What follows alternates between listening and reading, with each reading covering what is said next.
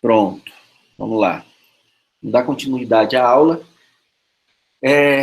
Se vocês estão vendo aqui, a aula é 3, né? Porque a outra aula eu dividi em 2, então eu estou dividindo as aulas por conteúdo, tá?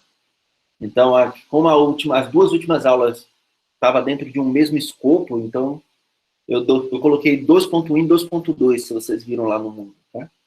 Agora a gente vai falar esse conteúdo referente à aula 3, digamos assim. Então, vamos lá. Hoje vamos dar início à geometria. E o que a gente vai falar hoje é exclusivamente dos axiomas de incidência. Lembra que eu falei lá nas outras aulas que vamos falar sobre a teoria axiomática, tá?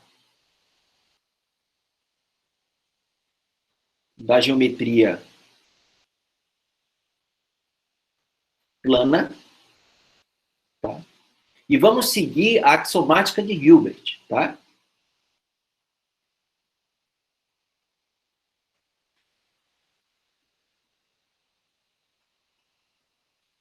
Bom, na verdade, não é bem a de Hilbert que vamos seguir próximo da axiomática de Hilbert, mas tem uma pouca diferença que a gente vai fazer na ordem de introduzir os axiomas, e a gente vai seguir, como eu falei, o livro do João Lucas, que é o livro base para o curso, tá? Obviamente, em alguns momentos vou estar usando outros livros, mas esse livro é o livro básico nosso, tá bom? Ok? Deixa eu só dar uma mudada aqui uma coisa. Vou ver aqui agora se pronto. Acho que ficou melhor assim. Tá bom? E aí o que a gente vai falar hoje é sobre a geometria de incidência, que são só a teoria contendo os axiomas de incidência. Tá? Eu vou voltar a falar sobre o que é geometria de incidência no final da aula, tá? Mas basicamente hoje a gente vai introduzir os axiomas de incidência e vamos provar os primeiros proposições sobre esses axiomas, tá? Então, vamos dar início a esse curso a partir dos axiomas de incidência. Então, vamos lá. Como eu falei, né? A gente vai construir uma teoria do zero. Como se a gente não sabe nada sobre geometria e queremos começar a introduzir os elementos da geometria e produzir e provar coisas sobre geometria, tá? Sobre essa teoria. Então, vamos lá. Então, uma das primeiras coisas que eu queria, obviamente que a gente precisa introduzir nessa teoria, são os elementos básicos da teoria. Se você lembrar, aquela analogia que eu fiz quando eu estava iniciando a falar sobre uma teoria axiomática de jogos, lembra? Então, nos jogos, você precisaria introduzir primeiro as peças do jogo e depois introduzir as regras que eram os axiomas. Fiz essa analogia, né? Então, vamos iniciar aqui esse jogo, que é essa teoria axiomática da geometria euclidiana plana, introduzindo as peças do jogo, os elementos que compõem a teoria. O que são? São pontos, o plano, tá? E a reta. No caso, as retas, tá? Então, tem assim, só a discussão em o que é ponto já gera uma discussão muito grande. Eu não sei se vocês lembram, tem esse livro que eu comentei com vocês, que o autor, no início, faz uma ampla discussão filosófica sobre o que é ponto. Assim. Filosófica, o que eu digo é essa questão de ser... as pessoas começaram a pensar que o ponto seria a mesma ideia do que seria um átomo, né? Uma partícula indivisível. Hoje a gente já conhece átomo como uma outra coisa, né? Dentro da física ou química. Mas o ponto tem essa ideia inicial de ser a menor partícula indivisível. Tá? Então, mas como é que será que tem uma definição que eu possa falar sobre o ponto? Então, em algumas axiomáticas, inclusive na axiomática de Euclides e de Hilbert, O ponto é um elemento primitivo, uma noção primitiva, ou seja, ponto é ponto. Simplesmente ponto é ponto, tá? Então, plano ponto é ponto. Inicialmente eu vou considerar assim, depois eu vou retificar isso, tá? Ponto é ponto. Nesse sentido de que você não se define ponto. Você considera ponto uma noção primitiva. Tá? Plano é constituído de pontos. Não é constituído de pontos, é formado por todos os pontos.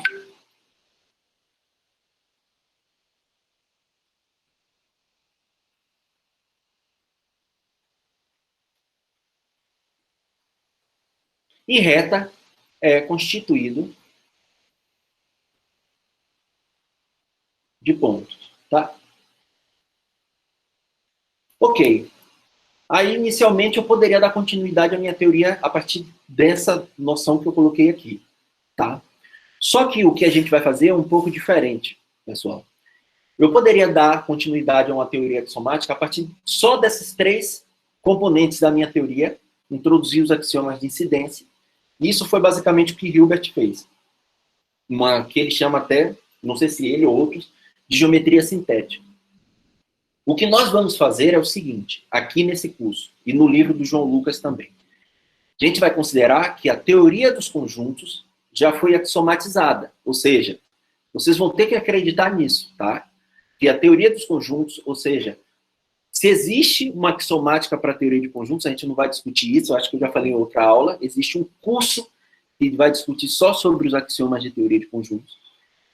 E aí, nessa teoria, a gente vai supor que essa teoria já está formalizada, ou seja, eu já sei falar sobre o que é conjunto, o que são elementos de conjunto, o que é o símbolo de pertencimento, o que é intersecção de conjuntos, o que é união de conjuntos, o que é um conjunto ser subconjunto do outro, tá? Então, isso, suponha que a gente já sabe, e a gente vai usar da mesma forma que a gente usa no ensino médio, tá? Aquilo que vocês já aprenderam. Então, eu vou reescrever essas coisas aqui da seguinte forma. Eu vou apagar. E aqui a gente vai considerar o seguinte. O que é um plano? Um plano para a gente vai ser... Vou até escrever de azul, ó.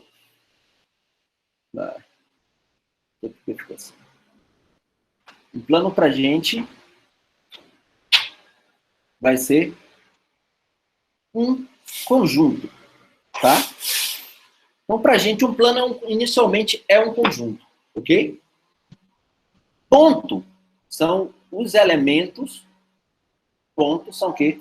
Os elementos do plano, que é um conjunto, tá? Então, esse conjunto, normalmente, a gente denota por π, e os elementos desse conjunto a gente denota por letras maiúsculas. A, B, C, tá? São os elementos desse plano, desse conjunto. E as retas são subconjuntos do plano.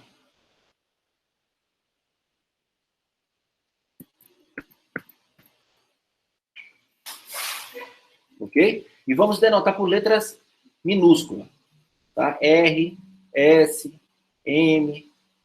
Tá? Ok? Então, para a gente, um plano vai ser o quê? Um conjunto, nada mais. Qualquer conjunto é um plano, inicialmente. Qualquer conjunto que você tome é um plano. Os pontos são os elementos desse conjunto. Tá? E retas são os subconjuntos desse plano, desse conjunto que você considerou inicialmente. Tá? Então, só chamando a atenção aqui para vocês, até o momento a gente não está falando nada. Vocês podem estar com a cabeça assim, professor, mas isso está muito vago. Essa teoria está muito vaga. Como é que você pode dizer que uma reta é um subconjunto de um outro conjunto? Não tem a gente não traz essa ideia intuitiva que a gente tem de que reta tem aquela forma de desenhar uma reta através de uma régua. Então, o momento, para mim, ser subconjunto de um outro conjunto não está me dizendo nada. Concordo. E o que é que vai fazer com que essa ideia intuitiva que você tem de reta seja concretizada nessa teoria são os axiomas. Nós vamos começar a colocar regras sobre retas, sobre pontos dentro do plano, que vai começar a dar forma para a reta dessa forma que a gente conhece intuitivamente. Tá bom? Então, como eu falei, a gente vai construir uma teoria do zero. Então, só fazendo uma observação aqui, é o seguinte, né? De teoria de conjuntos, que é o seguinte. Deixa eu apagar. Os pontos, como eu falei, né? São elementos do plano ou retas. Então, eu vou denotar sempre assim, ó. Um ponto A, ele pertence ao plano. Ou o ponto A, ele pertence à reta. Quando eu falar isso, eu estou dizendo que esse cara é um ponto, aqui é um plano, ou é uma reta, tá? Esse símbolo de pertencimento. A reta, já a reta é subconjunto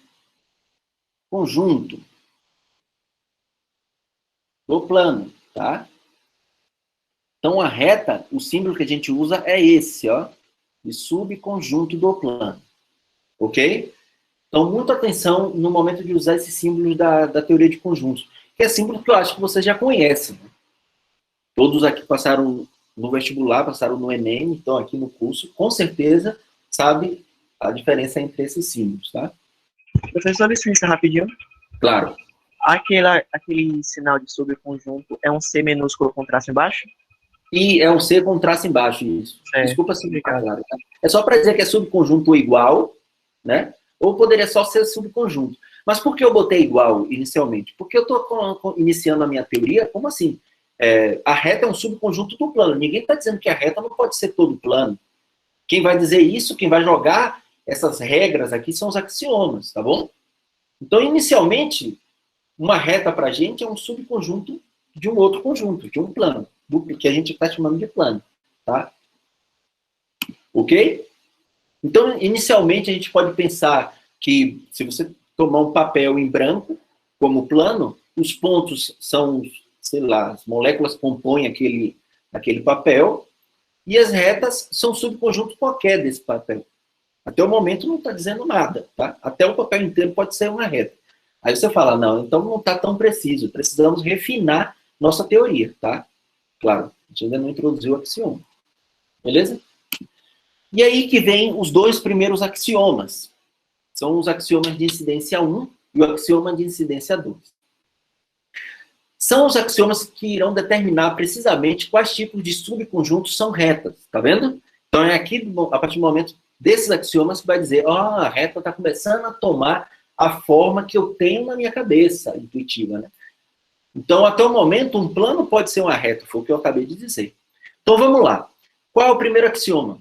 Qualquer que seja a reta, existem dois pontos que pertencem, existem pontos que pertencem e pontos que não pertencem à reta. Tá? Ou seja, esse primeiro axioma, a tradução desse primeiro axioma está dizendo o seguinte, ó. Uma reta não pode ser o plano. Tá? Vocês concordam comigo que esse axioma está dizendo isso? Uma reta não pode ser o plano, porque ele está dizendo que em uma reta existem pontos dentro e existem pontos que não pertencem à reta. Se fosse o plano, não poderia satisfazer esse primeiro axioma. Tá? Concordam? Tem alguma objeção sobre esse primeiro axioma? Concordo. Professor, você pode repetir? Ok. Lembra que eu coloquei lá, o plano é um conjunto. Pega um conjunto qualquer. Você imagina, sei lá, conjunto dos corpos, todos os corpos que existem no planeta. Você fala assim, eu vou chamar esse cara de plano. Uma reta vai ser subconjuntos desse cara. Ou seja, então todos os corpos do mundo seriam uma reta. Então não estaria bem encaixado na minha, o que eu tenho ideia do que é geometria, né? Geometria para mim não é isso. Isso Então, eu preciso colocar regras que forcem que um plano, todo um conjunto, seja uma reta. E aí vai estar fora do que a gente imagina. Tá? E é assim que o matemático vai construindo sua teoria. Então, o primeiro axioma diz o seguinte, ó, dado qualquer reta, ou seja, subconjunto do plano, existe pontos que tá dentro da reta e pontos que não tá na reta. Dessa forma, eu estou dizendo que uma reta nunca pode ser um plano. Primeira regra. Parece uma regra bem trivial, bem idiota, o professor está viajando, mas é isso mesmo, tá? A primeira regra é, uma reta não pode ser um plano. É a primeira consequência que você obtém desse primeiro axioma, tá? Beleza? Tirou a dúvida? Professor, Diga aí, Aline. sim, professor, obrigada. Nada. Aline? Com isso, você quer dizer que todos os pontos estão no plano, é isso? Isso, exatamente. Isso com certeza. Ó, os pontos são elementos do plano. Então, todos os pontos estão todos dentro do plano, tá? Tudo bem? A gente vai construir a geometria plana, ok? Depois vocês vão começar, a gente vai começar a forçar a realização dessa ideia que a gente tem do que é plano, do que é reta. Esqueçam geometria analítica, tá? Esqueçam essas coisas. A gente está começando a coisa do zero, ok? Então, o primeiro axioma é esse. Ficou claro, Aline? Tá claro, sim, obrigado. Nada. Então, vamos para o segundo axioma, tá? O segundo axioma diz o seguinte, ó, dados dois pontos, existe uma única reta que os contém. Esse segundo axioma já está trazendo mais próximo daquilo que eu já tenho, né? Dado dos pontos, existe uma única reta que os contém. Ou seja, dado quaisquer dos pontos, eu não posso ter duas retas, ou seja, dois subconjuntos do plano, contendo esses dois pontos ao mesmo tempo. Não posso. Esse axioma já está tirando essa possibilidade, tá? Não posso, não posso. Então, por exemplo, eu vou fazer até um desenho aqui. Suponha que seu plano... deixa eu... Para que dá esse problema. Suponha que seu plano está aqui. O plano é algo desse tipo, tá? E aí você tem dois pontos. Tem um ponto aqui, um ponto A, e você tem um ponto B. Tá? Então, por exemplo, esse cara daqui, ó, vou desenhar assim, ó, é uma reta. Até o momento, isso é uma reta, né? Porque é um subconjunto do plano π, tá? É um subconjunto do plano π, esse cara daqui, que eu vou chamar de Rzinho, é um subconjunto do plano π, que não é todo o plano π, tá? Só que, então, ele está satisfazendo o primeiro axioma, beleza? Então, para o primeiro axioma, isso aqui está funcionando, tá? Ele é um subconjunto do plano e não é todo o plano, beleza? Agora, se eu desenhar aqui outro cara aqui, ó, vou pegar outro conjunto aqui agora, ó. Vou até provocar vocês. Eu fiz isso. Estou pegando esse cara aqui como sendo S. Vou chamar aqui de S. S também é uma reta, porque é um subconjunto do plano, né? E que não é todo o plano. Só que agora vamos analisar o axioma 2. O axioma 2 está dizendo o seguinte, dado dois pontos, existe uma única reta que os contém. Então, isso nunca pode acontecer. Porque aqui eu estou dizendo que S tem um ponto A e B, e R tem um ponto A e B. Então, isso aqui tem algum problema na minha teoria. Isso aqui não pode acontecer. Então, esse cara daqui não satisfaz os dois axiomas, então isso aqui já não pode ser uma estrutura da minha teoria. Entenderam ou ficou confuso? Ó, o início as coisas é bem óbvias, tá? Mas a gente vai explicar o óbvio. Diga aí. Professor, eu entendi, mas uma pergunta. Se eu tiver uma reta e uma semi-reta, eu não teria dois subconjuntos? O que é semi-reta? Em nenhum momento a gente introduziu semi-reta aqui. Semi-reta não foi falada na história. Nem existe semi-reta ainda na história. Ah, tá, tudo bem. Tá bom? Semi-reta vai aparecer ainda. Tá? Até o momento, eu só introduzi ponto, plano e reta. Ok? Ok. Tudo bem. A pergunta foi ótima, porque eu quero que vocês venham desconstruindo essas coisas, tá? Que vocês já conhecem, já querem colocar aqui na história, tá? Triângulo pra gente ainda não existe, círculo não existe, nada disso, tá? Coisa é ingênua mesmo, ingênua, tá? Está construindo a teoria de forma ingênua. Ok? Então vamos lá. Antes de continuar a falar, diga aí. Desculpa, é porque Matheus falou no chat para o senhor repetir, se pudesse. Ah, ok, vamos lá. Vou repetir, cadê?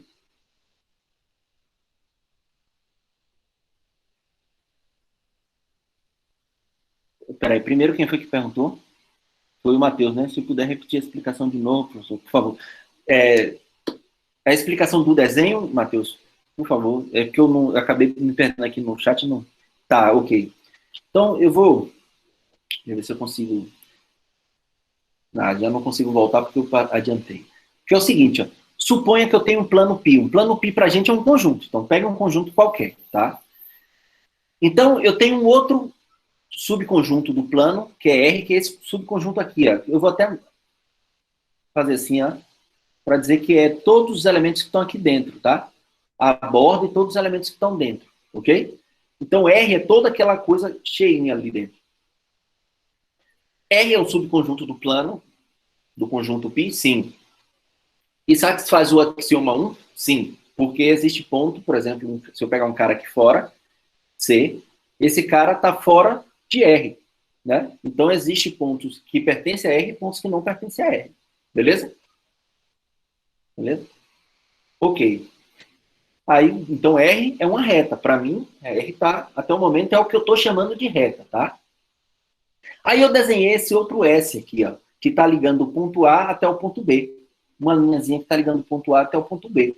Contida até dentro de R. Tudo bem, ele pode até satisfazer o axioma 1. Mas agora eu tenho um problema com o axioma 2. Porque o axioma 2 está dizendo o seguinte, ó, dado qualquer dos pontos, então o ponto A e o ponto B, só pode ter um subconjunto que contém esses dois pontos. Eu não posso ter dois subconjuntos, ou seja, eu não posso ter duas retas contendo esses dois pontos. Tá?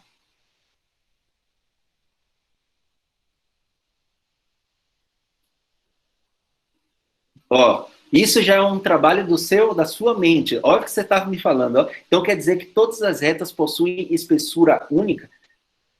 Eu não sei nem o que é espessura até o momento. Tá?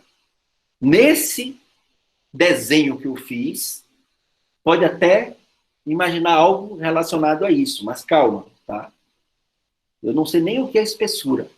Aqui é só uma tentativa de realizar os axiomas, ok? Beleza, Matheus?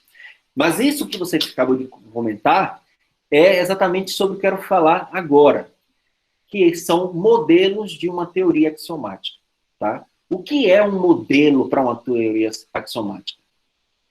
Um modelo, basicamente, para uma teoria, de uma forma mais geral, é uma estrutura que realiza os elementos da teoria e os axiomas da teoria, tá?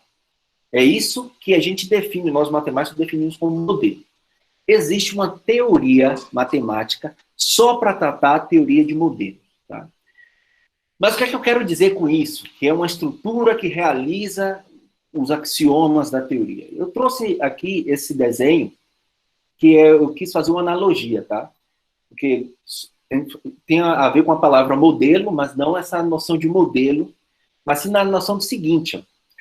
O artista lá, o estilista, não sei como é que se chama, ele desenha, né? O desenho dele, quando ele desenha uma roupa, um vestido, sai da sua imaginação, sai da sua intuição, tá? Então, ele tem uma ideia intuitiva e ele faz um desenho que seria um esboço daquilo que seria a sua intuição, tá? E aí, alguém depois vai costurar lá, faz a costura, e aí a modelo veste. E aí, a modelo realiza a intuição. Intuição do artista. Ok? A modelo realiza a intuição do artista. Eu quis trazer essa foto justamente para fazer essa analogia com o que a gente está fazendo com modelos para matemática. Você tem a teoria, que é você escreve sentenças lógicas que expressam a sua intuição, tá? Só que aí a gente vai começar a procurar modelos, ou seja, estruturas que realizam essas coisas que eu escrevi, que expressam a minha intuição. Entenderam a analogia? Tá? Eu acho que isso vai ficar mais claro no exemplo que eu vou falar agora, que são os modelos para os primeiros axiomas. Ótimo. Valeu, Igor. Então, vamos tentar fazer isso, tá? Então, na dúvida, sempre tenta imaginar essa analogia do que é modelo para uma teoria, tá? Eu acho isso funciona para mim, eu quis trazer para vocês para que vocês pensassem também dessa forma, tá bom? Então, vamos lá. Vamos para o modelos, né? Então, é um modelo para essa teoria em específico, tá? Então, para construir modelos para os axiomas 1 e o axioma 2, o que é que a gente precisa? Precisamos de um conjunto que representa o plano. Essa ideia eu já estava trazendo naquele desenhozinho, tá? Eu já estava tentando realizar um modelo. Então, eu preciso de um conjunto, π, que representa o plano e seus elementos, os pontos, tá? E um conjunto R de subconjuntos de π, né? Observe, ó, um conjunto R de subconjuntos de π. Isso aqui eu quero chamar bastante atenção, tá? É um conjunto de subconjuntos, ok? Que vai representar as retas. Então, ó, essa estrutura que eu estou chamando de M aqui, ó, de modelo, né? É um plano, π é um plano, R é um subconjunto, um conjunto contendo subconjuntos do plano, tá? É um modelo para os axiomas, se satisfazem, obedecem esses axiomas, beleza? Então, formalmente, eu estou dizendo o que é um modelo para os axiomas, beleza?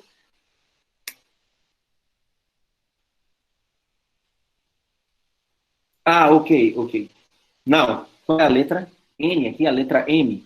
Tá, tudo bem. Não, eu acho que é a letra R ali, um conjunto R. Aham. O que é que tem? Falando se não é para ponto. Não. É um conjunto R de subconjuntos do plano que representa as retas. Observe, ó. Vou até tentar fazer um desenho, ó, para dar uma ideia. Eu tenho um plano, eu tenho pontos do plano, tá? E eu tenho um conjunto R que vai representar retas desse plano, tá? Ou seja, o conjunto de todas as retas, ok?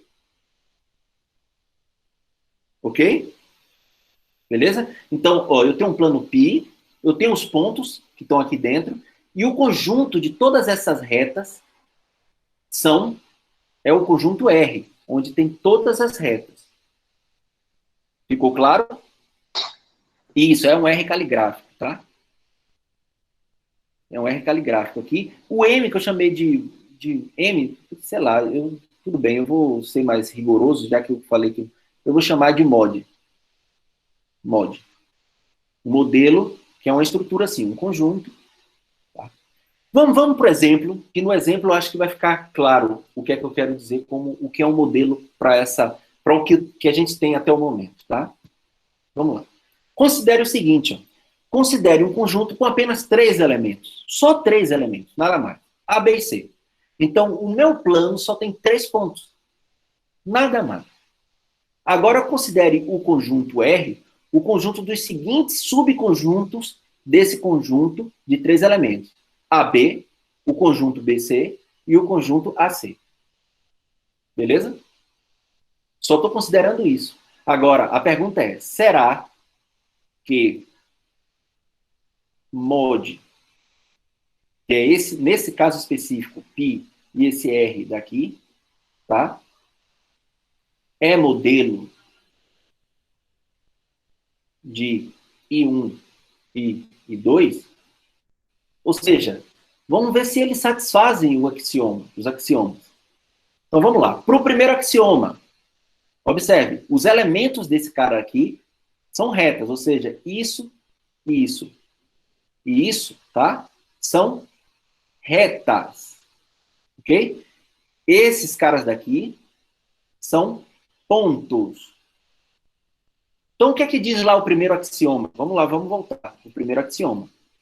Qualquer que seja a reta, existe ponto que pertence e pontos que não pertencem à reta. Vamos lá. Tome qualquer reta aqui, ó. Sei lá, a reta Rzinho, que eu vou considerar que é o conjunto AB. Essa reta Rzinho, que é esse conjunto AB, que é um subconjunto de π, tem pontos que pertencem a ele? Pontos do plano que pertencem a ele? Sim. Né? E isso, Jaqueline, exatamente. Mas antes ela também ia falar, exato, eu concordo. O ponto A e o ponto B. E tem pontos que não pertencem, que é o C. O ponto C não está lá.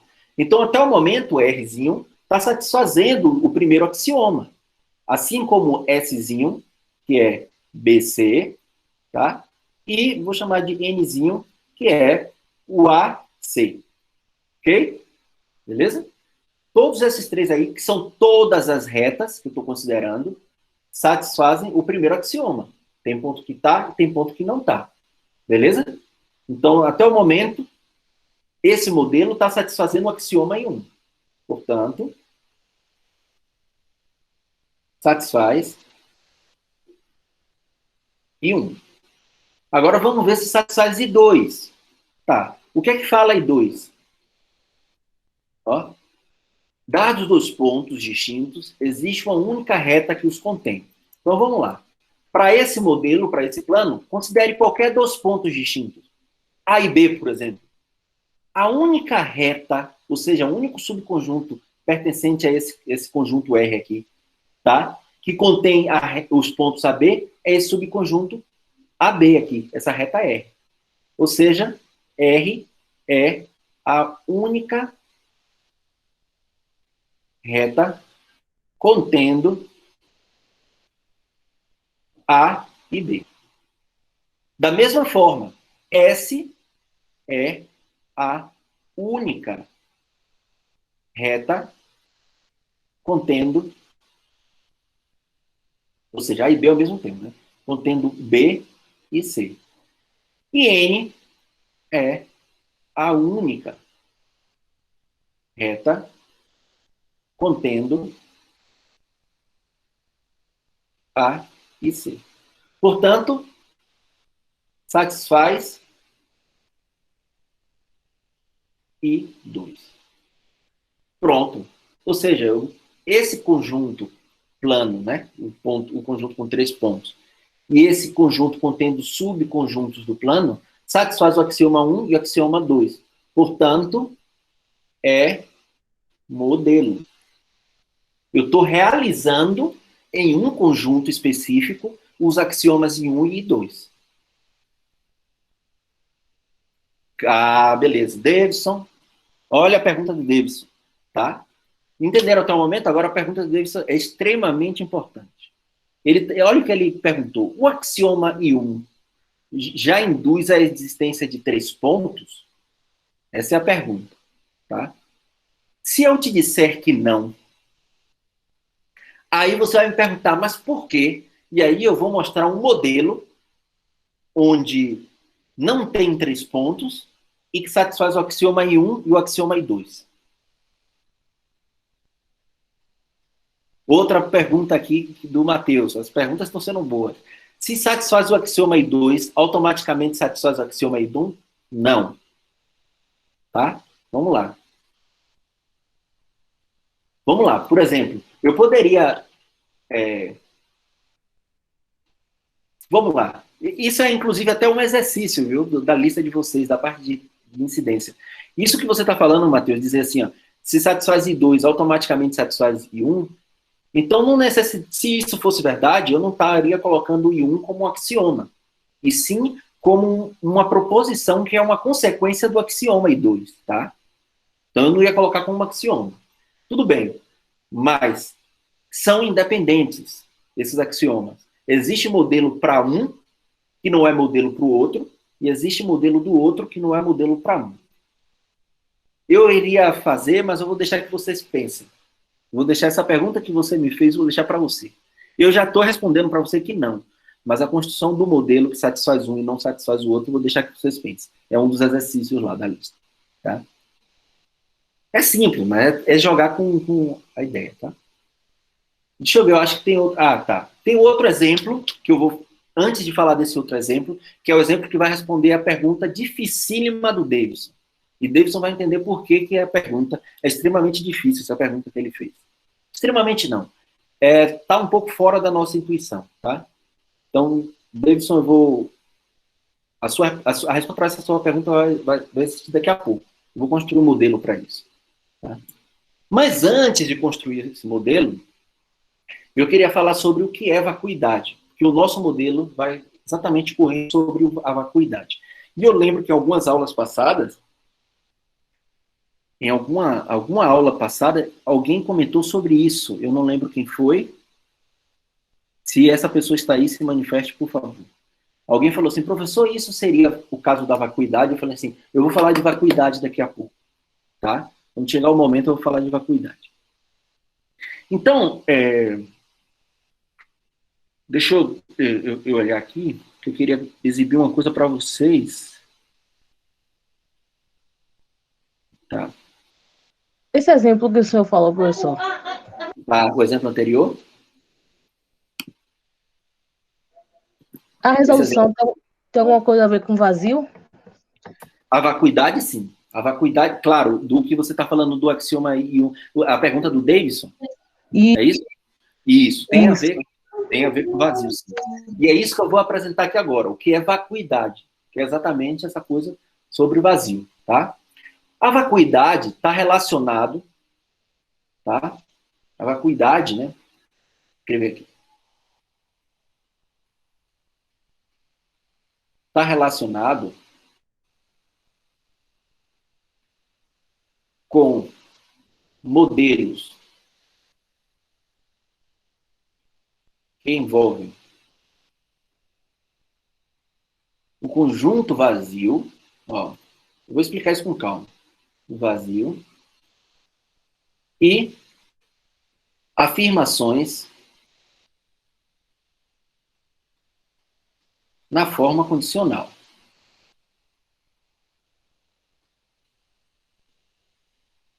Na forma condicional. Isso acontece com modelos que envolvem o conjunto vazio na forma condicional, tá?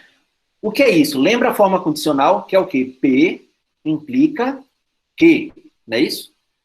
E na lógica que a gente está trabalhando, que é a lógica clássica, uma afirmação só assume dois valores.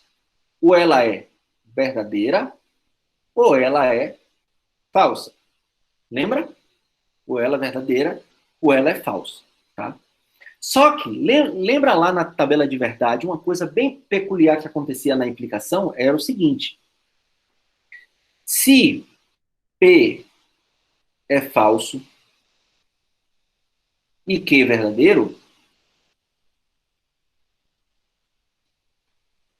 ou falso, independente do valor de Q, P implica Q, tinha que valor? Quem é que lembra? Verdadeiro. Verdadeiro, exatamente. Verdadeiro. Aqui, ó, era verdadeiro. Esse cara daqui, eu vou até colocar dessa cor aqui. Verdadeiro. Tá? Então, a vacuidade joga justamente sobre essa questão peculiar da condicional. Tá? Vamos fazer um exemplo sobre isso. Vamos fazer um exemplo. Eu acho que eu trouxe um exemplo aqui, mas eu queria depois mostrar outro exemplo. Eu quero que isso fique claro, porque eu conheço gente que está lá quase no final do curso, quase no final do curso, e não entendeu bem como trabalha a vacuidade. E em teoria dos números, isso vai aparecer muito, porque isso aparece muito em provas usando indução, tá? Então vamos entender isso aí. Suponha o seguinte, ó, eu vou fazer dois exemplos sobre vacuidade, e não importa se vai tomar tempo, mas a gente vai fazer. Suponha que eu tenho a seguinte frase, ó. Vou escrever aqui. Todo brasileiro que vive em Marte é careca. Tá? Vamos lá. Olha essa afirmação. Todo brasileiro que vive em Marte é careca. Aí eu pergunto para vocês. Vocês acham que essa afirmação é verdadeira ou é falsa? Essa afirmação é verdadeira ou é falsa? Verdadeira. Tá, primeiro, peraí. Alguém falou falsa e alguém falou verdadeira. Eu quero que alguém que falou falsa me fale por quê e quem falou verdadeiro me fale por quê. Verdadeira porque você não pode provar o contrário. Você não pode provar. Perfeito. Olha, eu não vou nem me preocupar mais. A sua resposta foi muito precisa. Você não pode provar a falsidade dela. Se eu não consigo provar a falsidade dela, ou seja, não existe modelo que prove a falsidade dessa afirmação, é porque essa afirmação é verdadeira. Tá bom? Ok? Tá? Essa é a ideia. Essa ideia é perfeita. E a vacuidade corre exatamente por isso. Mas por que a vacuidade tem a ver com o conjunto vazio? E essa implicação aqui, ó. Ou seja, todo brasileiro que vive em Marte, ou seja, o conjunto dos brasileiros que vivem em Marte é um conjunto vazio. Ou seja, essa primeira afirmação aqui tem valor lógico falso. Se isso daqui é falso, qualquer coisa que venha sobre esse conjunto que é falso, né, esse modelo que não satisfaz isso, vai ser verdadeiro. Até mesmo porque o nível de radiação em Marte é bem alto. Boa, a justificativa foi bem legal. Tá? Entenderam qual é a ideia do jogo aqui? Desse jogo da vacuidade? Tá? Ou seja, eu vou escrever isso aqui, ó. Eu vou deixar escrito. Tá? Eu apago aqui. Sempre acontece isso. Ninguém consegue mostrar que não deixa eu ver.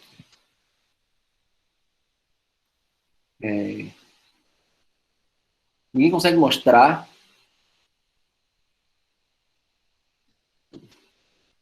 a falsidade da afirmação, tá? Ninguém consegue me mostrar a falsidade dessa afirmação.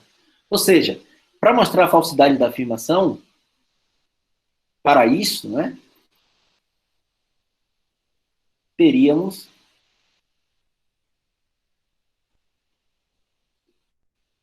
que satisfazer a negação da afirmação. Então, professor, quer Ok. dizer, se a gente não acha um contra-exemplo para alguma coisa, a gente assume aquilo como verdade? Não é que a gente não encontre com essa exemplo. É que a impossibilidade de encontrar contra-exemplo. Não é que a gente não encontre contra-exemplo, tá? Ou seja, é impossível encontrar contra-exemplo. Eu vou mostrar por que é impossível encontrar contra-exemplo para isso aqui. Ou seja, encontrar contra-exemplo para essa afirmação é encontrar um modelo que satisfaz a negação disso, né? Para isso, teríamos que satisfazer a negação dessa afirmação. Qual é a negação dessa afirmação aqui? Um brasileiro que vive em Marte que não é careca. Isso, então, a negação, vou escrever a negação aqui, viu? Negação vamos lá, me diga a negação aí. É um brasileiro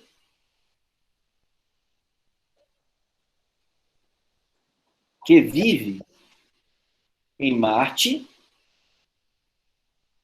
e ó, a conjunção aqui, e não é careca.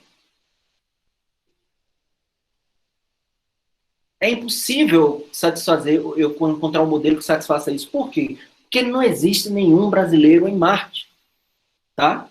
Então, eu teria que encontrar um brasileiro que vive em Marte e que não é careca. Então, eu não consigo encontrar um modelo, é impossível encontrar um modelo para negação. Então, a afirmação é verdadeira. Entendeu, Jaqueline, agora? Sim, sim. Perfeito. Certo? Entenderam? Quem não entendeu? É um pouco... Ó, observe que isso acontece para a lógica clássica, tá? Isso acontece para a lógica, porque a gente tem esse valor único de verdade e falso. Só tem dois valores. Ou uma coisa é verdadeira ou uma coisa é falsa. Tá? Não existe uma terceira possibilidade. É obviamente que na nossa vida real, a gente tenta fazer isso para facilitar a nossa vida. A gente meio que, vou usar essa palavra, polarizar, ou é verdadeiro ou é falso, mas muitas vezes a gente encontra meio termo, tá? Eu queria trazer aqui um outro exemplo, mais coloquial, que não dentro da nossa teoria, fora da nossa teoria, e deu um problema aqui, porque o vídeo não está carregando por isso. Queria trazer essa brincadeira aqui para a gente. Então, vamos lá. Vamos discutir o problema aqui, tá? Tá? Vamos ver? Vamos discutir um pouco esse problema. Deixa eu só pegar aqui uma... Então, vamos lá. A pergunta era, quantos pares de cada animal Moisés levou para sua arca? Tá? Então, eu vou reescrever aqui de novo. Então, quantos pares de cada animal Moisés levou em sua arca, tá? Agora, o interessante é porque eu já tirei o vídeo, né? O interessante é que as pessoas ficaram rindo ali, né? O outro time ficou rindo, né? E eu queria que eles também dessem uma resposta. Eu fiquei curioso, porque as meninas responderam ali que era tá? E aí o Celso Portiolli falou, não foi Moisés que estava na arca. Tudo bem. Mas se a gente trouxer esse problema para a nossa lógica clássica, tá? Na nossa lógica, o que ela falou é verdade. O que elas falaram é verdade. E se o grupo 2 falasse assim, não levou nenhum, também seria verdade. E se alguém falasse assim, levou 1000 pares, 1000, né? Também estaria verdade. Tá? E eu vou tentar explicar para vocês por quê. E isso tem a ver exatamente com vacuidade, tá? Com isso que a gente está discutindo aqui agora. Ok? Então, vamos tentar... Será que vocês concordam comigo com a seguinte frase? Eu vou refazer isso aqui, porque assim, quantos pares de cada animal Moisés levou em sua arca? Então, observe, aí a pessoa pode pensar assim, um matemático pensa assim, tá, então se alguém tem uma arca, tá? Então, levou um par de cada animal. Eu vou reescrever essa parte aqui para não ficar muito... Levou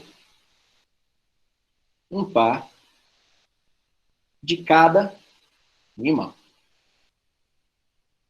Concordam com o que eu acabei de escrever aqui?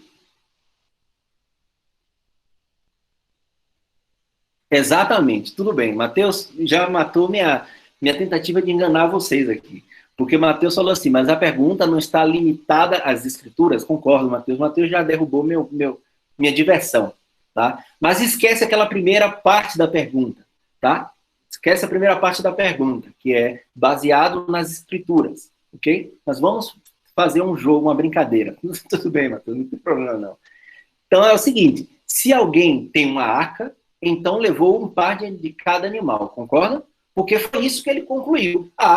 Moisés não tinha arca nenhuma, né? Quem tinha era Noé. Então, eu vi, inclusive, um outro vídeo depois desse vídeo, eu trouxe vídeo que esse é um pouco mais engraçado, mas um outro vídeo de uma pessoa, e inclusive é um vídeo de um canal de matemática que se chama, eu vou denunciar, Matemática Genial, que colocou essa mesma pergunta, e não tinha essa parte inicial, baseado na escritura, e tinha as letras 0, 1, 2 ou 3, tá? E aí ele no vídeo responde que a resposta correta teria que ser exatamente 0.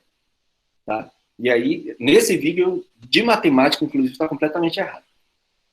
Então, vamos lá. Se alguém tem uma arca, então levou um par de cada animal. Tá? Então, onde é que surge a vacuidade? A vacuidade é o seguinte. Moisés é alguém, né? É alguém. E o seu conjunto de arcas é o conjunto vazio. Se Moisés é alguém e o seu conjunto de arcas é um conjunto vazio, então essa afirmação sobre esse modelo, as arcas de Moisés, é verdadeira. Vocês concordam ou não? Eu não tenho nem como opinar. Por quê? Porque você poderia falar assim, tá, então eu vou mostrar que Moisés, que não tem nenhuma arca, satisfaz a negação dessa afirmação. E qual é a negação dessa afirmação? É alguém ter uma arca e não ter levado um par de cada animal. Mas Moisés nem arca tem. Então, Moisés, com o conjunto de suas arcas, não satisfaz a negação dessa afirmação. Então, na nossa lógica, na lógica clássica, que é tudo ou verdadeiro ou falso, essa afirmação tem que ser verdadeira. Entenderam, sim ou não? Entenderam a nossa brincadeira? Obviamente que ali é um jogo. Eu não estou dizendo que ele está errado. Obviamente tem o seu sentido, e o Mateus já matou a charada ali quando falou sobre as escrituras, que é baseado nas escrituras, o que está escrito, né? Então, E o Celso Portiolli em nenhum momento fala que Moisés não tem arca. Ele só fala assim, quem levou a arca, a resposta correta é quem levou a arca, quem levou um par de cada animal foi Noé. Tá?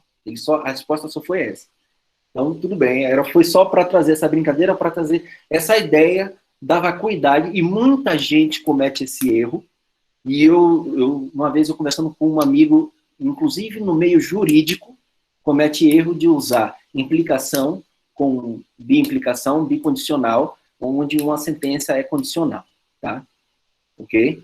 E cometer erros no momento de fazer uma inferência sobre problemas que envolvem implicações, tá? Envolve condicional. Entenderam essa brincadeira aí da vacuidade? O que é a vacuidade? Tá?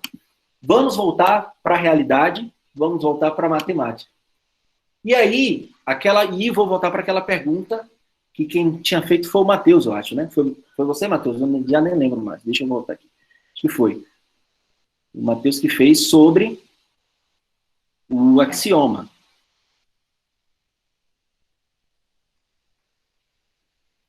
Então, vamos lá. Então, vamos considerar agora, o nosso plano contendo apenas um único ponto. O nosso plano agora, o nosso conjunto de pontos, só tem um único ponto. E o conjunto de subconjuntos do plano que representam retas é o conjunto vazio. Tá? É o conjunto vazio. Então, será? Aí a pergunta, eu vou fazer a pergunta, Vou fazer até para vocês. Será que esse modelo aqui agora, esse novo modelo, satisfaz o axioma I1? Será que satisfaz o axioma I1? Vamos voltar para o axioma, O que é que diz o axioma I1? Qualquer que seja a reta, existem pontos que pertencem e pontos que não pertencem. Ou seja, para qualquer reta que você tome, existem pontos que pertencem e pontos que não pertencem. Mas o conjunto de todas as retas é um conjunto vazio. Então, você não pode dizer, se um subconjunto é uma reta, então ele tem pontos que estão lá e pontos que não estão. Mas se esse conjunto de pontos de retas é um conjunto vazio, por vacuidade, eu posso concluir que essa afirmação, axioma I1, é sim verdadeira nesse modelo. Tá? Vocês concordam ou não? Se não concordar, pensa da seguinte forma. Ah, então vou tentar mostrar que esse modelo satisfaz a negação dessa afirmação. Né? Se ele não satisfaz isso, então ele tem que satisfazer a negação disso. Tá? Então vamos ver se ele satisfaz a negação, né, desse axioma. Ou seja, para satisfazer a negação desse axioma, eu tenho que ter uma reta e mostrar que nessa reta, ou seja, nesse modelo eu tenho que ter reta, e nessa reta ter pontos dentro e ponto fora. Mas eu nem reta tenho, então já não satisfaz essa primeira da conjunção, né? Entenderam ou não essa explicação da vacuidade para esse exemplo? Não? Então vamos lá. Então vou escrever isso. Tá. Se você não está satisfeito, então vamos lá. Vamos. Sim. No caso, não tem como provar porque não tem retas, né? Para você provar. Isso. Não tem retas, tá? Vamos tentar mostrar que mod satisfaz a negação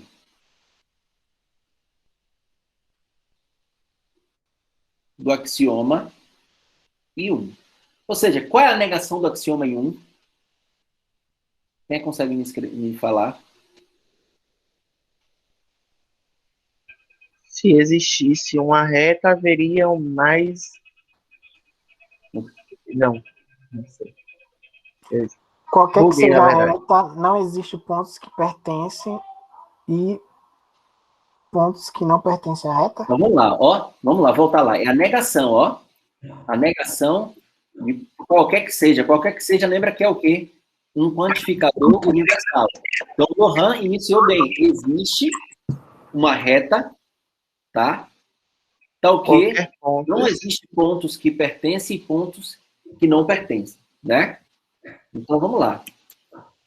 Ou seja, Isso seria que existisse uma reta que todos os pontos pertencessem ou nenhum ponto pertencesse a ela? isso, existe uma reta onde todos os pontos pertencem ou nenhum ou é o conjunto vazio, né? Ou é o conjunto vazio.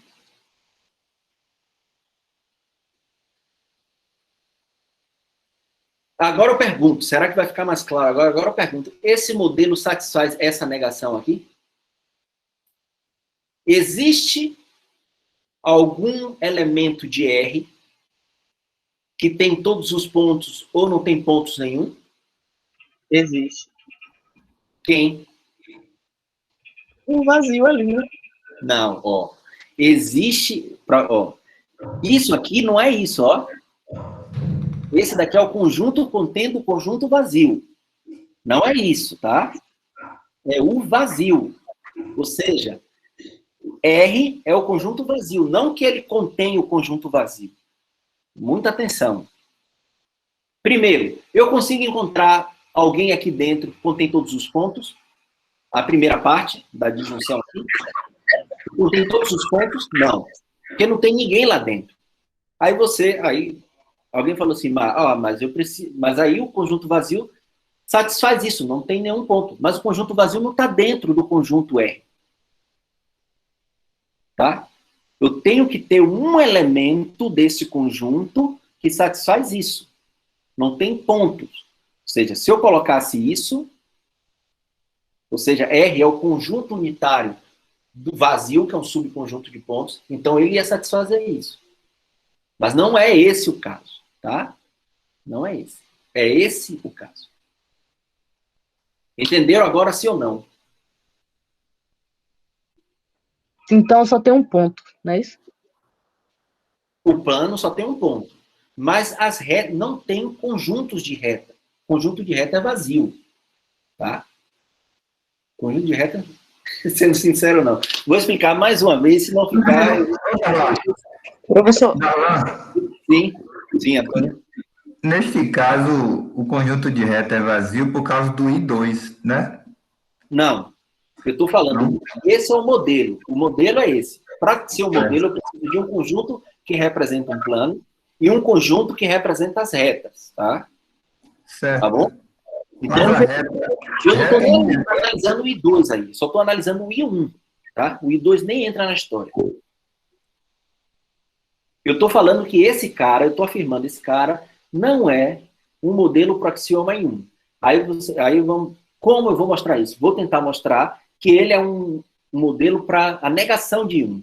Se ele não é modelo para a negação de 1, então ele é um modelo de 1. Quer dizer, ele é um modelo de 1, desculpa. Falei errado no início. Eu vou mostrar que ele é modelo de 1.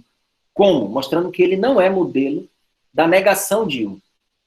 A negação está correta, que vocês falaram. Existe uma reta. Então, só o primeiro falando assim, ó, existe uma reta, esse conjunto já não poderia ser vazio. Se esse conjunto é vazio, já acabou com isso tudo. Tá? Eu acho que... Tá, se o senhor desenhasse, não ficaria mais fácil, não, um povo que não entendeu? Tipo, mesmo que fosse grosseiramente, a gente não sabe ainda o que é, mas tipo, se o senhor desenhasse e botasse nada dentro do plano, será que fica mais fácil para as pessoas entenderem? O desenho, quem é o desenho? Qual é um plano que só tem um único ponto? O desenho é só isso. É só um ponto. E não tem reta. Não tem reta. É porque esse R seria o conjunto de retas, né? Isso, e como ele é vazio, não tem reta. Isso. R é o conjunto de retas. Não quer dizer que R é uma reta. Tá? R é o conjunto de retas. E o conjunto de retas é vazio. Vamos supor, vamos lá. Não estou agora preocupado com os axiomas. Eu poderia falar o seguinte, ó, pegue o conjunto contendo 3 pontos, sei lá, 5 pontos. A, B, C, D, E. Então, o conjunto π era esse, e o conjunto R é vazio.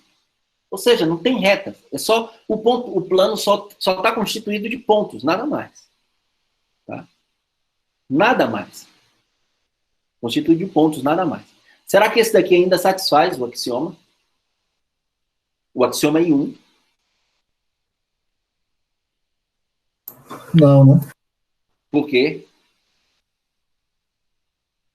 Por não possuir retas. Porque não tem retas, né, não? Ainda satisfaz. Observe, viu? Ainda satisfaz o I1, não o I2. Estou falando o I1. Por que satisfaz o I1? Porque o I1 está dizendo... Porque eu falo assim, então vou pegar esse modelo e vou tentar mostrar que ele satisfaz a negação do I1. Se ele satisfaz a negação do I1, então ele não pode satisfazer I1. Mas a negação de 1 é dizer o seguinte, existe uma reta, mas a reta não existe reta nenhuma.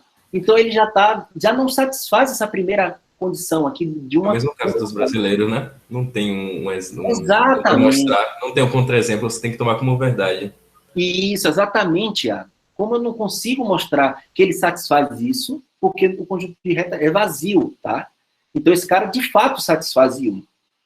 Agora o problema é o seguinte, ele não satisfaz I2. Por que ele não satisfaz I2?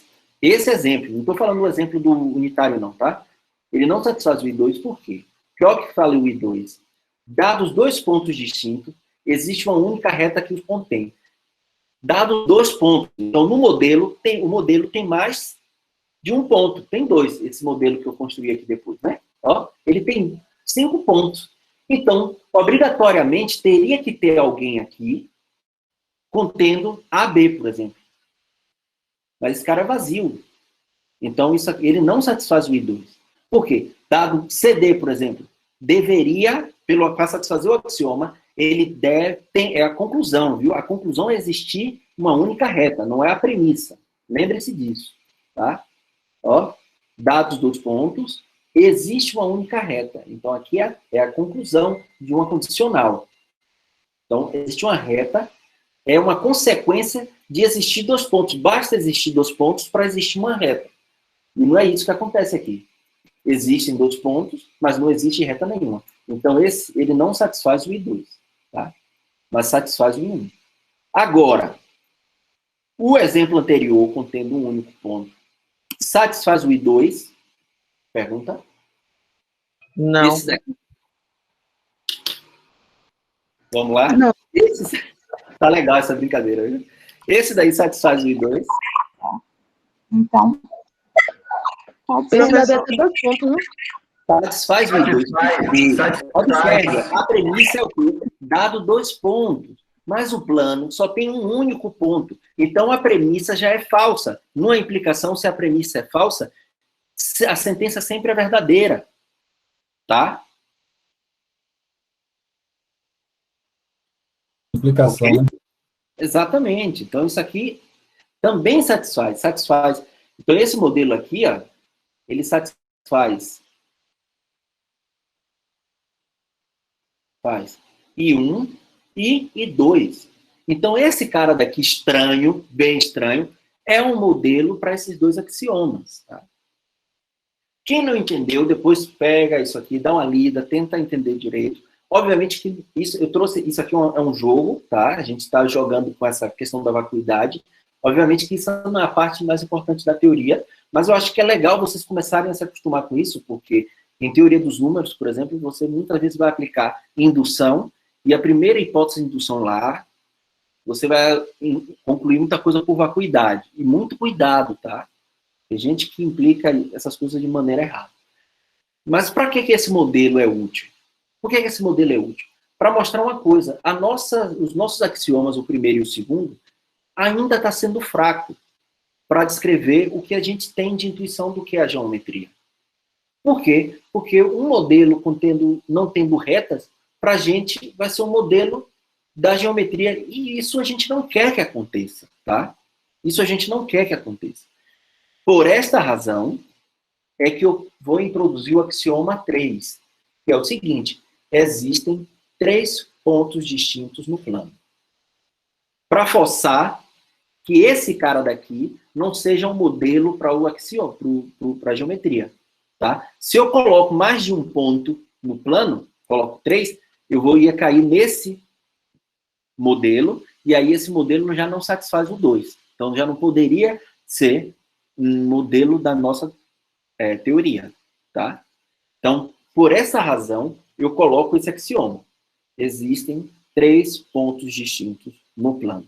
E aí responde aquela pergunta que quem foi o Matheus, não sei, que fez lá sobre o axioma I1. O axioma I1 já garante que o plano tem mais de 3 pontos. De 3 pontos ou mais. Não. Eu preciso introduzir. Isso é uma coisa que no livro do João Lucas, por exemplo, ele não considera, tá? Ele considera os 2 primeiros axiomas. E ele não chama atenção para esse problema, essa existência desse modelo, tá? E aqui eu chamo a atenção e acrescento mais esse axioma.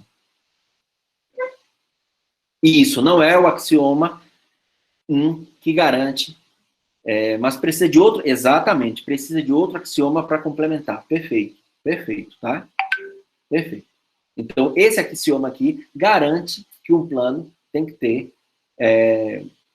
mais de 3 pontos.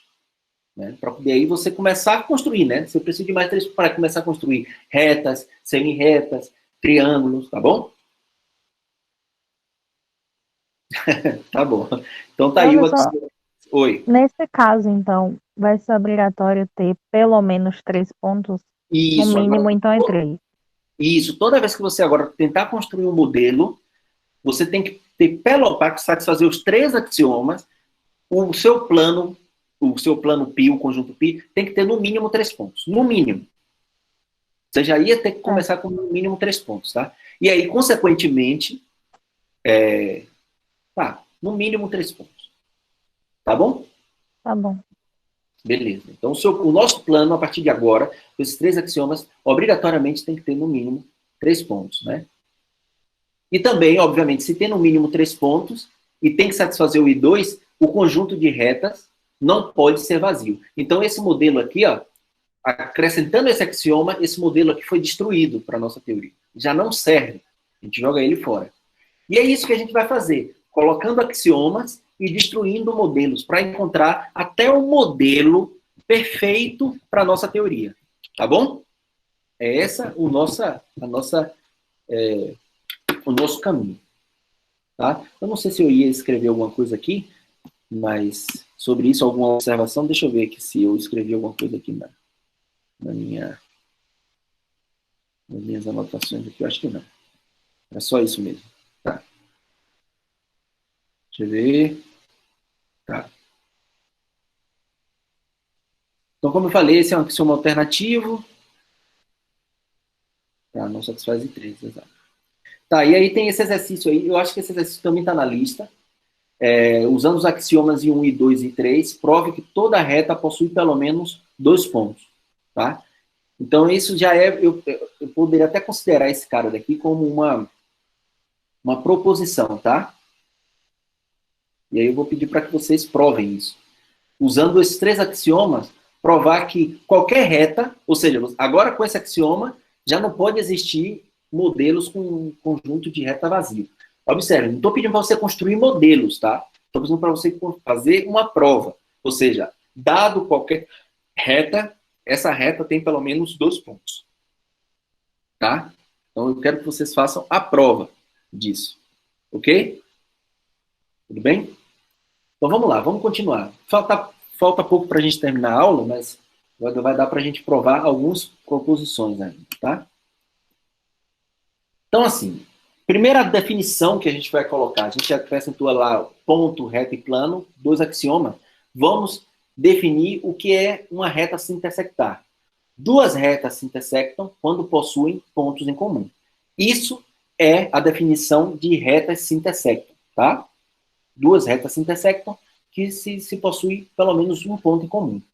E tem pontos em comum, pelo menos um ponto em comum, tá? Então, nesse caso aqui, é aquele caso de... Eu vou desenhar semi-retas, já para dar ideia, né? 2 semi-retas se intersectando em um ponto. Vou colocar aqui, tá? Eu acho que põe R, exponha S. E o ponto P. Aí a primeira proposição afirma o seguinte, que eu vou fazer a prova agora. 2 retas distintas não se intersectam ou se intersectam em um único ponto. Observe o que a proposição está dizendo. Aparentemente trivial. Eu quero provar essa primeira propriedade aqui, ó, de retas intersectando. 2 retas distintas se intersectam ou não se intersectam, desculpa, ou se intersectam em um único ponto. Não pode acontecer isso, ó. Eu tenho uma reta aqui e tenho outra reta aqui, tá? Não pode acontecer isso, ok? Isso aqui a gente já está meio que saindo da nossa... Está começando a adaptar a nossa geometria para aquilo que a gente quer. Mas mesmo assim ainda surgem modelos estranhos, tá? Por quê? Uma outra observação que eu quero fazer. Como isso aqui é uma proposição, tá? Então é uma proposição, o que é que eu falei? É uma afirmação que eu consigo provar com os axiomas. Então, qualquer axioma, qualquer modelo que satisfaz os 3 primeiros axiomas, obrigatoriamente vai satisfazer essa proposição. Por quê? Porque essa proposição é uma consequência lógica dos axiomas. Eu vou provar essa proposição na minha teoria. Uma vez que eu provo uma proposição e um teorema na minha teoria, se um modelo satisfaz os axiomas, obrigatoriamente ele tem que satisfazer a proposição. Ok? Ficou claro isso que eu acabei de falar? Vou até escrever aqui, ó, OBS. Se um modelo satisfaz os axiomas, então satisfaz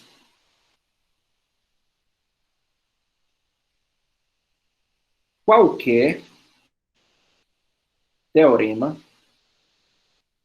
proposição, lema, qualquer teorema, proposição da teoria. Ok? Então, por isso que é a vantagem de uma teoria axiomática. Por quê? Porque agora, para uma teoria axiomática, eu considero o mínimo possível de axiomas. Se eu conseguir um modelo que satisfaz esse mínimo de axiomas, ele satisfaz qualquer coisa que eu consiga deduzir a partir desses axiomas dentro da minha teoria, usando método dedutivo. Tá? Então, isso é o que é fantástico, isso para mim é fantástico dentro da matemática. Tá? Então vamos lá, vamos fazer a prova dessa proposição. Vamos fazer a prova dessa proposição. Como é que eu provo? Como é que eu provo essa proposição? Observe, ó. Duas retas distintas não se intersectam ou se intersectam em um único ponto. Tá? Eu, nessa prova, irei fazer a prova por contrapositiva. Contrapositiva. Usaremos a prova por contrapositiva. Então vamos lá, como é que eu faço? Se é contrapositiva, eu tenho que negar, né, a minha tese, que é se intersectam ou se intersectam em um único ponto, e mostrar que elas não são retas distintas. Tá? Então vamos lá, vou começar a escrever assim. Ó. Sejam R e S retas tais que se intersectam,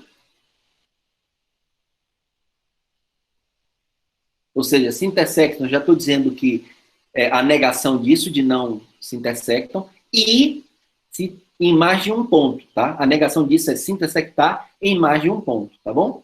Então, sejam R e S retas tais que se intersectam em mais de um ponto. Vamos dar nome a esses pontos. Sejam eles A e B. Ok? Então vamos lá. Concordam com o que eu escrevi até o momento? Tomei duas retas quaisquer que se intersectam em mais de um ponto. Ou seja, no ponto A e no ponto B. Tá? Ok. Ora, pelo axioma e 2, o que é que nós temos? Temos que a reta que contém A e B é única. Lembra lá? O axioma. Ó, o axioma. Dados dos pontos, então ponto A e B, existe uma única reta que os contém. Então a reta é única. Ora, se eu fiz a suposição de que são duas retas, né?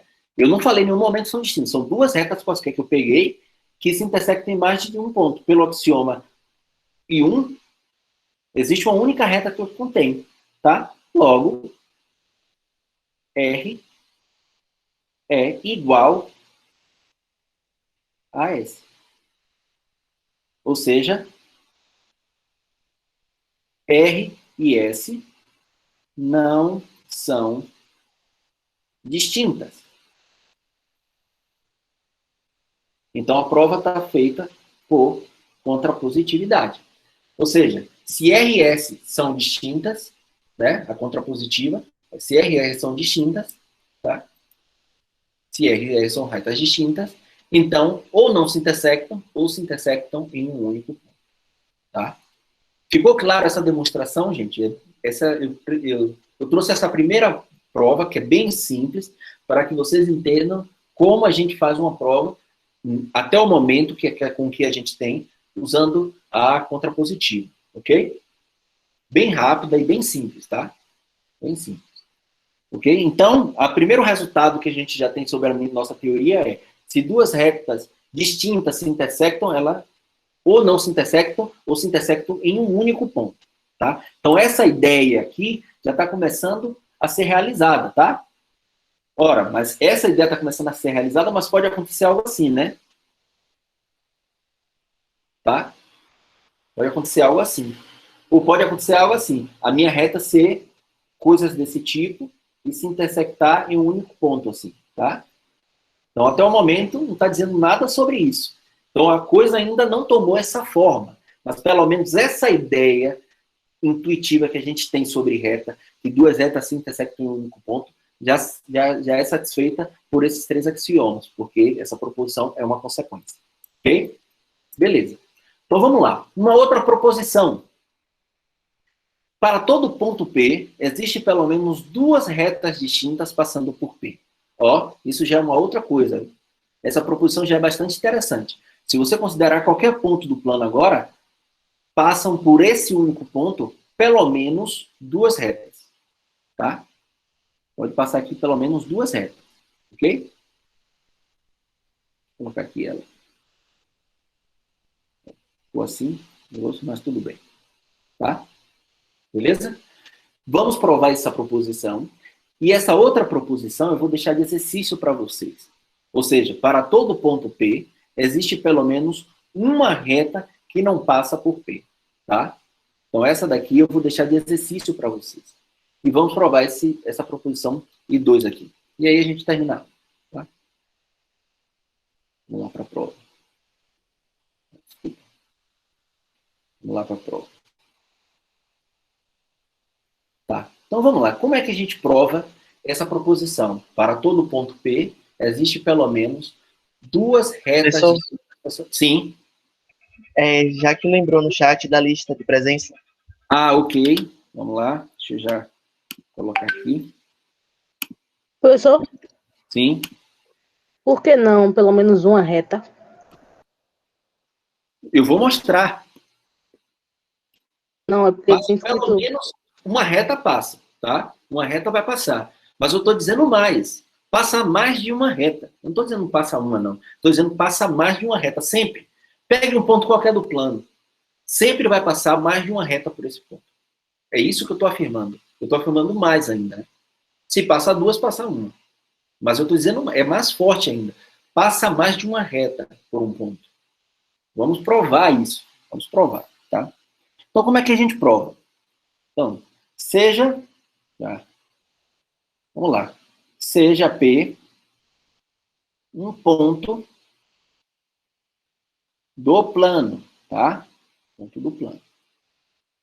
O que é que eu tenho? O meu plano tem pelo menos 3 pontos, concorda? Então, ó,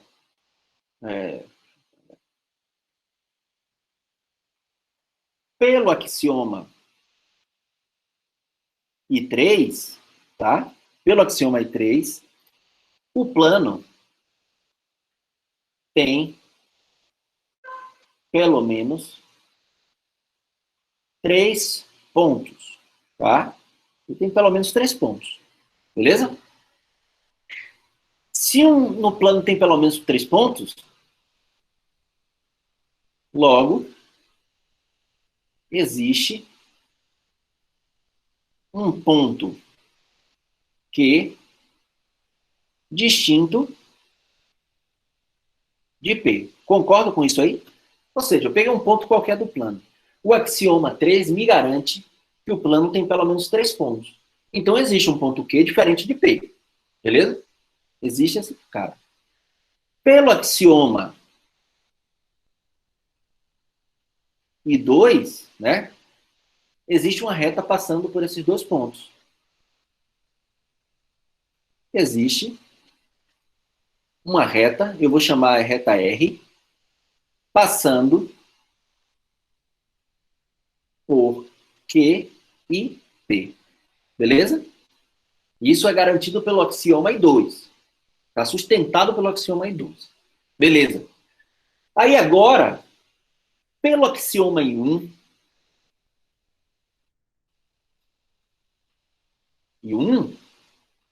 o que é que nós temos? Temos que existe pontos que pertencem e pontos que não pertencem à reta. Temos que existe um ponto, vou chamar o ponto A, sei lá, pode chamar de A, que não pertence a R. Concorda? Que é o axioma lá, o axioma I1, que diz o seguinte: para qualquer reta, existe ponto que pertence e ponto que não pertence. Então, dado essa reta R que contém um ponto P e Q, existe um ponto A que não está nela. Beleza? Pronto. Aí agora, ó, novamente,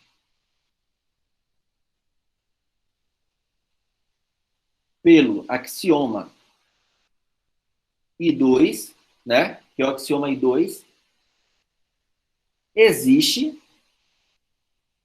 uma reta S passando por A e P, tá? Ou seja, por esse ponto que estava fora e por esse ponto que estava dentro, tá? Eu vou explicar novamente a prova. I, R é distinta de S. Concorda por que R é distinta de S? Porque S tem um ponto A e R não tem um ponto A. Então, essas retas têm que ser distintas. Tá? Beleza? A prova está feita. Prova bem simples, ok? Bem simples. Qual é a ideia agora da prova? Eu vou agora dar uma recapitulada na prova, agora fazendo um desenho para tentar exemplificar os passo a passo que a gente está fazendo aqui. Então, vamos lá. Vamos pegar uma nova aqui. Então, vamos lá. Então, primeira frase diz o seguinte: seja P um ponto do plano. Então, vamos lá. Vamos para o plano e vou pegar aqui um ponto qualquer. Ponto P. Beleza? Aí, o axioma I3 garante que o plano tem pelo menos 3 pontos. 3 pontos. Logo, existe um ponto Q distinto de P. Então, nesse plano aqui agora, eu já posso desenhar um outro ponto. O ponto Q. Beleza? Está sustentado pela minha prova. Vamos voltar. Beleza. Pelo axioma I2, existe uma única reta R passando por Q e P. Então, vamos lá. Vamos tentar realizar essa nossa ideia. Tá? Agora, por esse ponto, vai passar uma única reta. Tá? Vou até prolongar essa reta aqui. Tá? Vou mostrar que é a ideia de reta. É uma ideia, é um esboço das nossas ideias. Tá? Beleza. Agora, essa é a reta R. Tá? Deixa eu até botar o nome dela ali. Vou botar o nome dela aqui. Essa daqui é a reta R. Beleza. Agora, por essa reta R, pelo axioma I1, aquele primeiro axioma, diz o seguinte: para qualquer reta tem pontos que pertencem e pontos que não pertencem à reta. Então, existe um ponto A que não está na reta. Então, vamos desenhar esse ponto A aqui fora. Ó. Ponto A. Ele pode estar aqui em cima, aqui embaixo, mas ele não pode estar na reta. Então, ponto A. Beleza? Pronto. Que não está na reta. Aí, novamente, pelo axioma I2, dado quaisquer 2 pontos, existe uma única reta que passa por esses 2 pontos, que eu chamei da reta S. Agora, esse ponto A e o ponto P, existe uma única reta. Então, vamos desenhar essa reta. Ó. Vou pegar ela aqui. Tá? Vou pegar ela aqui e passar aqui. Beleza? Agora tem essa reta aqui que a gente está dando o nome dela de reta S. Tá? E aí, a reta S é distinta da reta R, que é o que a gente conclui aqui, porque a reta S tem um ponto P que a reta R não tem, e a reta R tem um ponto Q que a reta S não tem. Tá? Beleza? Então, a prova está escrita aqui de uma maneira formal. Eu não precisei fazer desenho para provar. Eu fiz a prova utilizando os axiomas e o raciocínio dedutivo. Tá? É uma prova direta, usando os axiomas e o raciocínio dedutivo. Beleza? Então Davidson perguntou assim: por que não definir logo P, Q e A distintos logo no início? Por que, Davidson? Eu poderia definir P, Q e A distintos no início, mas colineares. Mas eles poderiam ser colineares. Eu preciso garantir que eles não são colineares para conseguir construir a outra reta distinta da reta R. Beleza?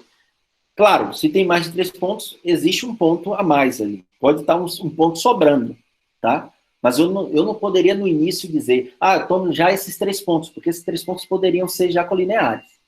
Beleza? Entendido? Perfeito. Então é isso, pessoal. Essa é a prova dessa proposição. Essa outra proposição eu vou deixar para vocês, que para todo ponto P existe pelo menos uma reta que não passa por P. E aí pensem, baseado nessa ideia que eu fiz, uma por contrapositiva, outra pelo método direto, usando os axiomas, usando só os 3 axiomas, tá? Beleza? E aí, o que é que a gente vai ver na próxima aula? Na próxima aula, na aula de hoje, a gente concluiu os axiomas de incidência, que só são esses três, tá? E essas proposições que a gente fez, estudou um pouco do modelo. Na próxima aula, a gente vai começar a ver sobre os axiomas de ordem. O que é que quer dizer os axiomas de ordem? Tá. Até o momento a gente conhece como a reta incide sobre dois pontos, tá? E a gente viu coisas como a intersecção entre duas retas é um único ponto. O que a gente não tem até o momento é a organização dos pontos na reta. Então, os axiomas de ordem vai garantir a organização, digamos assim, dos pontos na reta. Por quê? Porque agora, nesses axiomas de ordem, eu vou introduzir uma relação que é relação de estar entre. O que quer dizer? A gente vai introduzir os axiomas que vai dizer quando um ponto está entre outros dois. Tá? Para poder já ter essa ideia de linearidade. Dizer, um ponto está entre outros dois. Tá? E aí a gente vai começar a adaptar os nossos modelos para essa coisa mais linear que a gente tem na geometria. Ok? Então, na próxima aula, a gente vai falar só sobre os axiomas de ordem. Tá? E, bom, é isso. E sobre a lista, já dá para fazer todas essas questões da geometria de incidência, tá? Todas as questões. Beleza?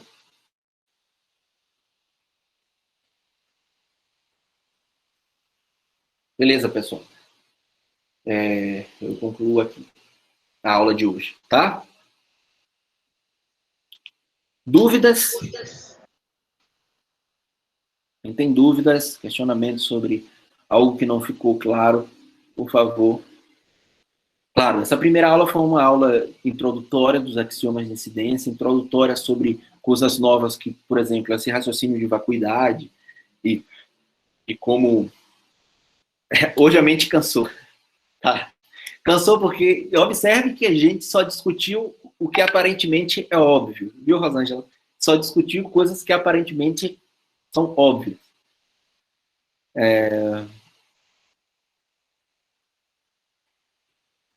Ok. Tá. Vou tentar.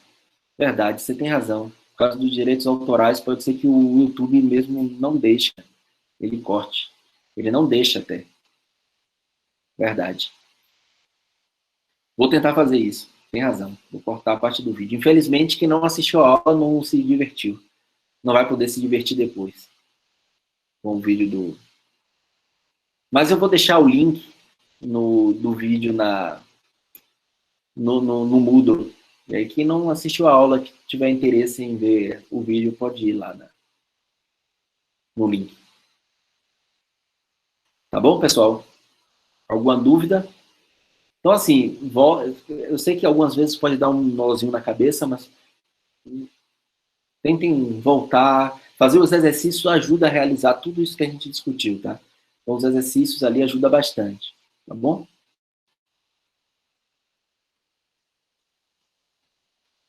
Nada. Tá? Boa noite a todos. Boa noite a todos.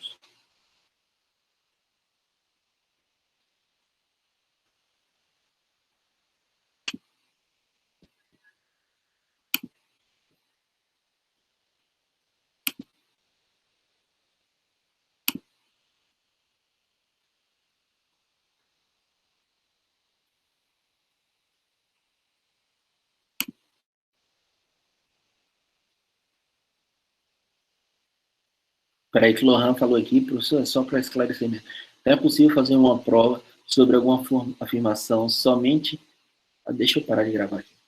Constatando fatos? Como é constatando fatos? Isso eu não entendi. Pode ir.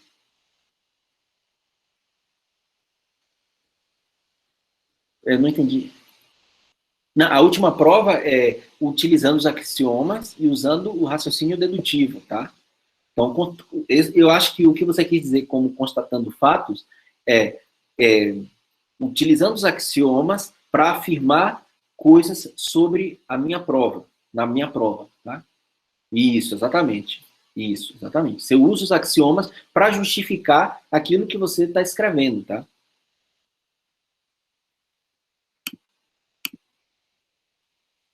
Vou interromper a gravação.